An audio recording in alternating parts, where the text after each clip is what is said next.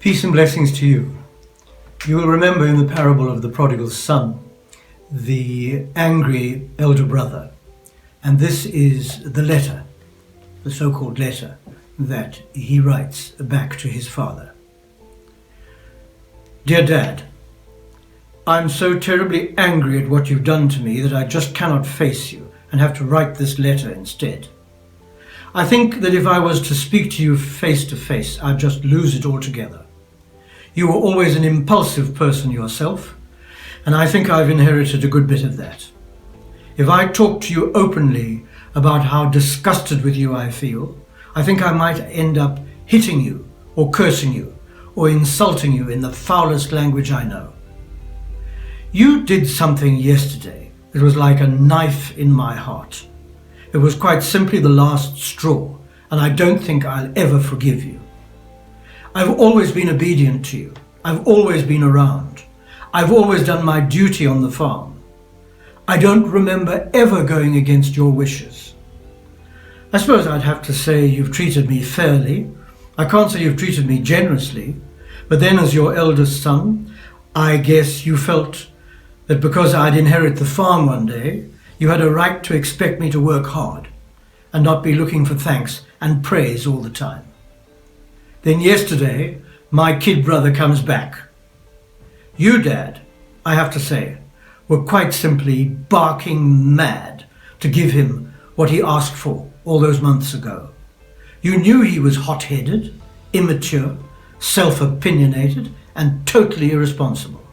He never listened to you and never benefited from the good example that I, as his big brother, always tried to give him. And yet you just handed over to him the means to indulge all his worst habits. And that was precisely because you were recklessly indulgent towards him, as you've always been.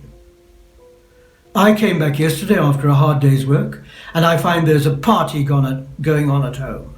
He's the centre of the celebrations, and you are jumping up and down with geriatric joy. It was embarrassing to look at you. And then you said you wanted me to join in the fun. Hello, Dad. Please, for crying out loud. Can't you see? Are you off your trolley? This letter is to try and make you see. I've lost all respect for you. I think I'll go somewhere where no one will know that I'm your eldest son. Don't be surprised if I'm not around from now on. Reluctantly yours.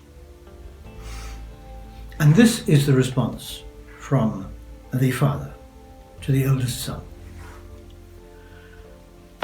My dearest eldest son, I have read your letter, and while it saddens me, I want to thank you for being so honest and for speaking your mind. You are my firstborn, and I have been so proud of you down the years. You've done back-breaking work on this farm of ours, and I'm so pleased it will all be yours one day. You have been so steady, so reliable, so much like your beloved late mother in so many solid qualities.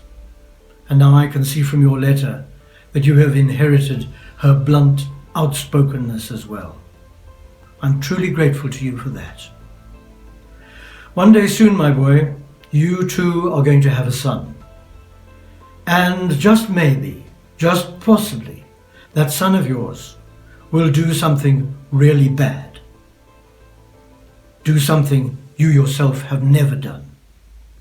I mean, it's possible that he will go badly astray.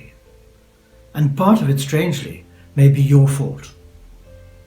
But my son, I believe you'll have enough of a fatherly heart in you to love him when he is unlovable, to trust him when he is not always trustworthy, and even forgive him when he does something unforgivable. You will worry about him when he's sowing his wild oats. You will think about him even more than your other children, who have not kicked over the traces as much as he has. You, son, have given me no trouble, but he sure has. So if all these things happen, You two will walk up and down on the veranda in the cool of the evening, and often look down your dusty farm road, hoping against hope you might see him a long way off. And if he comes, well, you just won't be able to hold yourself back. Thank you for always being here and for your painful honesty. I remain always your loving dad.